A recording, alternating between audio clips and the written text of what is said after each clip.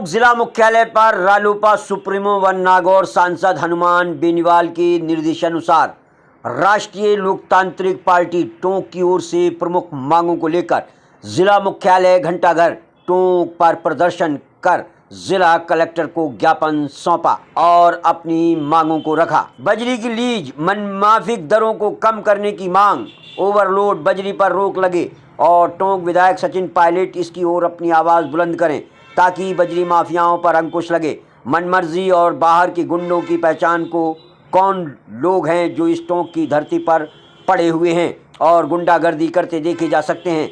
इसी के साथ सचिन पायलट के खिलाफ भी नारे लगाते देखे गए। हनुमान बेनीवाल की पार्टी के लोगों का कहना है टोंक में इस तरह की बजरी को लेकर जो धांधली की जा रही है उसे हरगिज़ बर्दाश्त नहीं किया जाएगा।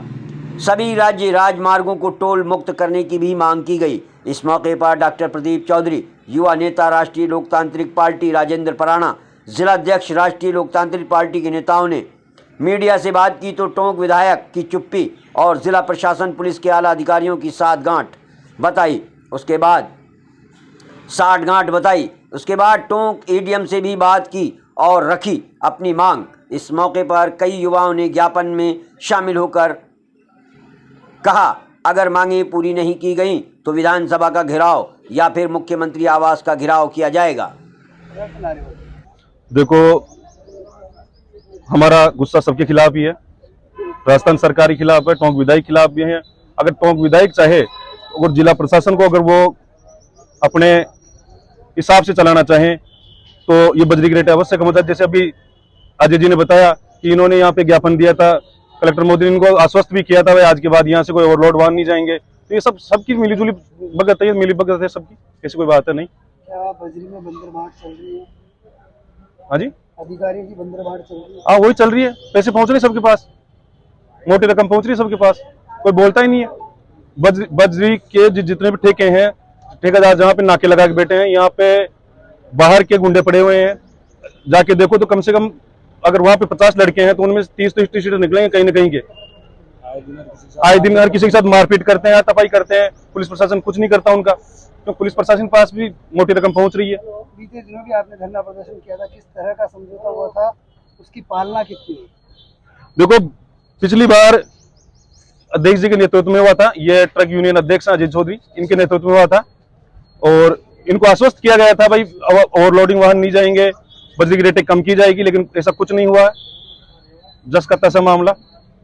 अब अगर इन मांगों का समाधान नहीं हुआ तो आरएलपी की आगे की रणनीति ये रहेगी।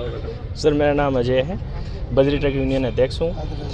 आज से 20 से 25 दिन पहले हमने एक यहाँ पे बहुत बड़ा धरना प्रदर्शन भी किया था, जिसके अंदर ये जो बजरी की कालाबाजारी के उपलक्ष्य में था, जिसमें हमने 7 दिन तक यहाँ पर बैठे रहे थे। टोंक के अंदर, टोंक से जयपुर जाने वाले सभी वाहन, बजरी के वाहनें सब बंद हो चुकी थी। उसके बाद कलेक्टर महोदय के यहाँ पे हम पहुँचे, उन्होंने हमारे को बुलाया था, जिसमें इन्होंने हमारे से ज्ञापन भी लिया था एक।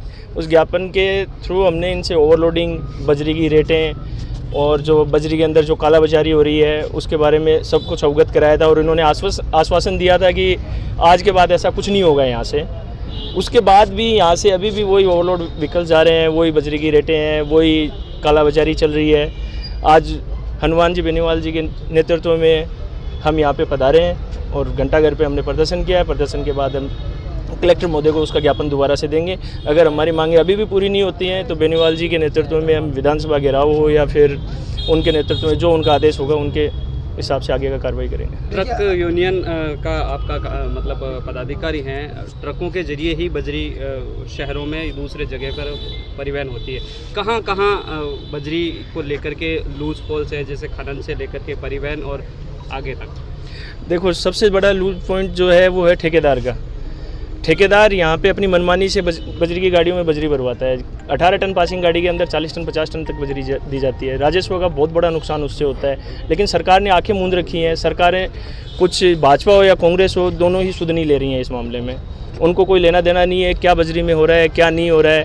अभी इतना बड़ा हमारा आंदोलन होने के बाद यहाँ पे हमारे को 100% सेटिस्फाइड करके भेजा गया था कि आज के बाद यहाँ से एक गाड़ी भी ओवरलोडिंग नहीं जाएगी।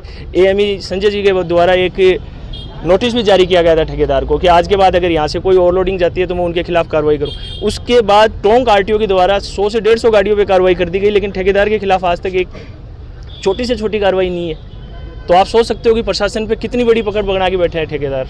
किस तरह की मिली भगत इन लोगों की है आपस में? मिली भगती है, 18 टन की गाड़ी है, उसमें 100 टन माल जा रहा है, उससे बड़ी क्या मिली भगत। आप किसी भी गाड़ी को आज जाके एक बार आप मीडिया का काम है, मीडिया दिखाए ना, रोड के ऊपर से गाड़ियाँ जा रही हैं, सब ओवरलोड व्हीकल जा रहे हैं, क्या कर रहा है प्रशासन। डॉक्टर प्रदीप चौधरी, युवा नेता टोंक।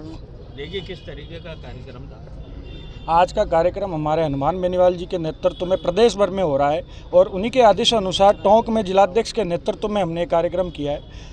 कम से कम 2 से 3 घंटे हमने घंटाघर पे प्रदर्शन करके वहाँ से रैली का आयोजन करके कलेक्ट्री पहुँचे हैं हम, और अभी कलेक्टर महोदय को हम हमारी दो मांगों को लेकर हम ज्ञापन देंगे। हमारी ये 2 प्रमुख मांगे ही नहीं है, टोल मुक्त और बजरी की दरें कम, यही नहीं है। हम व्यवस्था परिवर्तन की लड़ाई लड़ रहे हैं और प्रदेश भर में इस बार 2023 के चुनाव में आप सबको देखने का मौका मिलेगा।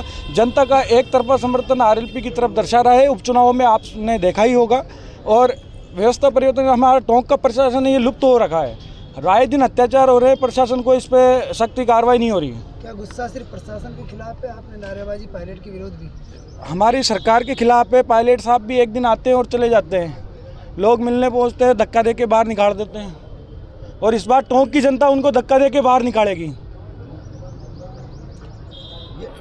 हमारा बजरी और शराब, इसके अलावा और भी शहर में मुख्य मुद्दे होते हैं, उस पर बात भी करते हैं। ना हनुमान जी करते, ना भी किरोड़ जी का मामला वो, उसमें कोई भी इस चीज़ में आगे नहीं आता। हनुमान जी हमेशा पीड़ित गरीब असहाय लोगों के लिए, हमेशा युवाओं बेरोजगारों के लिए खड़े रहते हैं। और आप ये मत कहिए कि एक वो जातिगत है, जातिगत आवाज़ नहीं उठाते, 36 कौम की आवाज़ उठाते हैं। तीनों विधायक आपने देखा होगा, एक विधायक के जाट है, बाकी 2 शेड्यूल कास्ट से आते हैं। और आज हमारा कार्यकर्ता हर कोने, तहसील, गांव ढाणी तक हमारा कार्यकर्ता है। और ये आपको जल्दी एक बड़ी महारैली का आयोजन होगा दोनों सरकार को, बीजेपी और कांग्रेस के खिलाफ, आपको देखने का मौका मिलेगा उसमें। हनुमान बेनीवाल जिंदाबाद, हनुमान बेनीवाल जिंदाबाद।